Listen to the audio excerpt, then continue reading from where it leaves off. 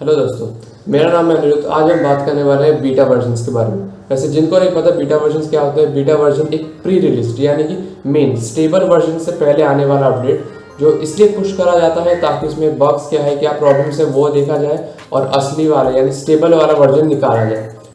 मैंने 20,000 के नीचे दो ऐसे फ़ोन्स लिए हैं जिसमें एक में बीटा वर्जन चल रहा है और दूसरे में स्टेबल वर्जन चल रहा है। वैसे आपको एंड्रॉइड 11 मिला है कि नहीं, मुझे कमेंट सेक्शन में ज़रूर बताएं। वैसे हम बात करने वाले Realme UI के बीटा और स्टेबल वर्जन के बारे में। पहले अगर देखा जाए तो UI फीचर्स के बारे में दोनों में कोई भी तरह की कमी नहीं की गई है। दोनों में नोटिफिकेशन शेड्स को काफ़ी ज़्यादा अच्छा किया गया पिछले बार से। इस बार तक कि उन्होंने फ्लोटिंग विंडो को भी ऐड किया है जो एक काफ़ी अच्छी बात है।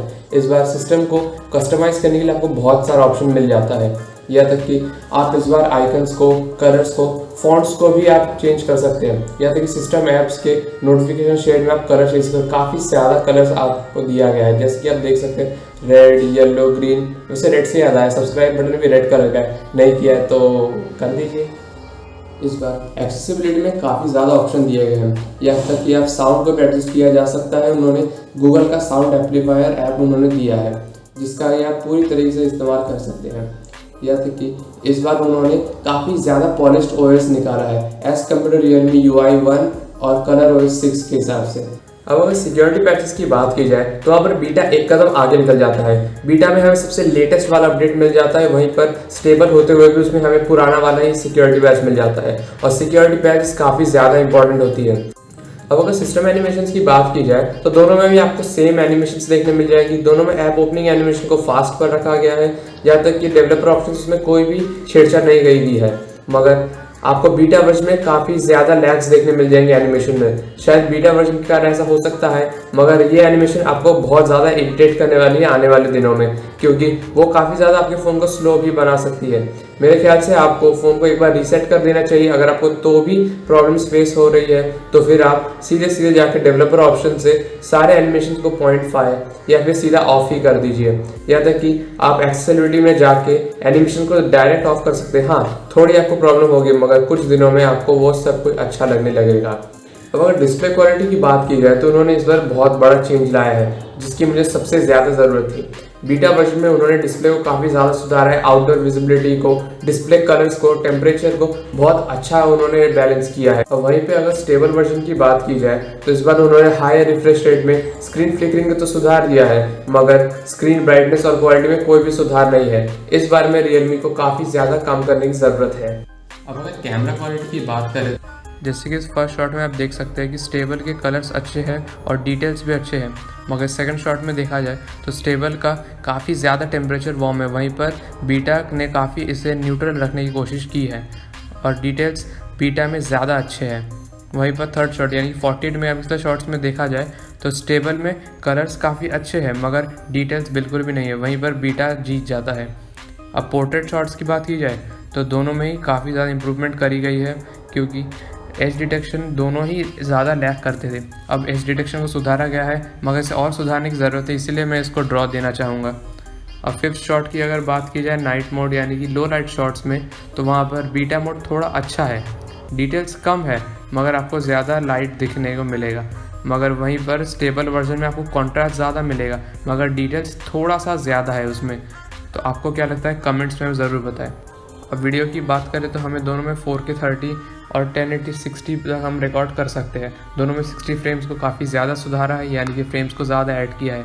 अब वहीं पर अगर वीडियो स्टेबलाइजेशन की बात करें तो दोनों में EIS अवेलेबल है, मगर पुराने डिवाइसेस में Realme UI 2 में भी कुछ भी EIS का ऑप्शन हमें देखने नहीं मिलता है। वहीं पर अगर हम स्टेबल की बात करें तो Realme UI 1 और 2 दोनों में ही अल्ट्रा स्टेडी मोड है, मगर क्वालिटी तब भी नहीं था, आज भी नहीं है।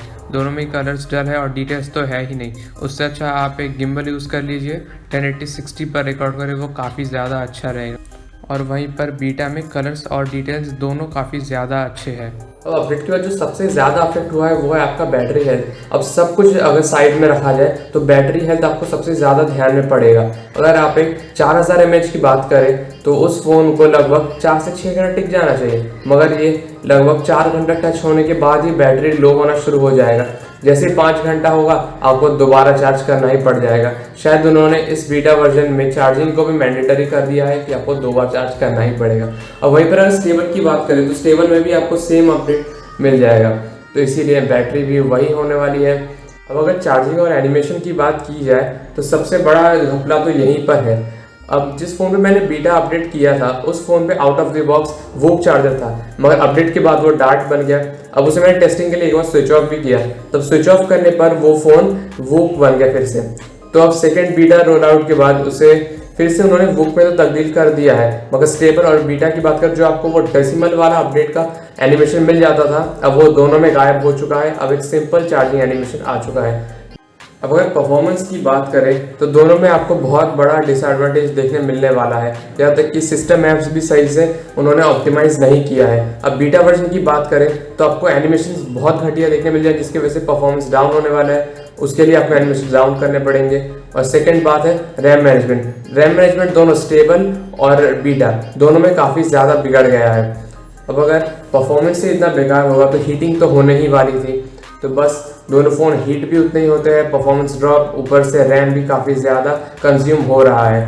मेरे ख्याल से ऐप्स और रैम दोनों को ऑप्टिमाइज़ करने की ज़रूरत है, जबकि फ़ोन की कैपेबिलिटी उतनी ज़्यादा है मगर उतना ज़्यादा वो चल नहीं पा रहा। अगर फुल पोटेंशियल की अगर बात करें हाई परफॉर्मेंस मोड की, तब भी सेम आपको देखने मिल जाएगा। हीटिंग हर एक कंडीशन में देखने मिल जाएगी। कहते हैं कि मैंने कुछ जैसे नॉर्मल ऐप्स यूज़ करके देखे, आधा घंटा लगभग मैंने अगर कॉल पे भी बात कर लिया तो ईयरपीस काफ़ी ज़्यादा गर्म हो जाता है, दोनों ही स्टेबल और बीटा वर्जन से। रियलमी को परफॉर्मेंस भी काफ़ी ज़्यादा सुधारने की ज़रूरत है। अब अगर नेटवर्क और वायरलेस की बात करें तो वाईफाई और ब्लूटूथ में आपको रेंज में काफ़ी ज़्यादा सुधार देखने मिलेगा।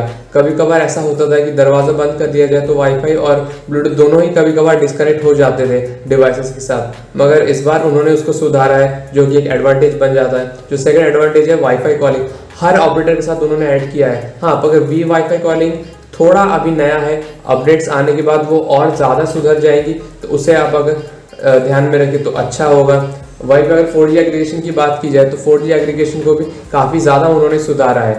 अब अगर पहले की बात की जाए तो 4G एग्रीगेशन बहुत ज़्यादा, यानी कि 4G प्लस कभी आता था तो कभी जाता था, मगर आपको Realme UI 2 में आपको वो कंसिस्टेंट देखने मिल जाएगा। मगर हाँ, एक डिसएडवांटेज जो Realme UI 2 का है वो कि कभी कभार दोनों सिम का नेटवर्क चला जाता है, जिसको कि एक बार सेटिंग रीसेट करने से या फिर फ़ोन को रीस्टार्ट करने से वो ठीक हो सकता है। तो हाँ, अगर इस बग को रियल में निकाल दें तो काफ़ी ज़्यादा अच्छी बात हो जाएगी नेटवर्क डिपार्टमेंट में एटलीस्ट। अब जो व्यूअर्स इस वीडियो को अंत तक देख रहे हैं उनके लिए एक फन फैक्ट, अभी आप सेटिंग्स खोलिए अपना, अगर आपके पास रियलमी का फ़ोन है तो उसमें अबाउट फ़ोन में सेक्शन में जाइए और आप बेस बैंड एंड वर्जन में जाइए, आपको उसमें कलर और उसका वर्जन 11 देखने मिल जाएगा।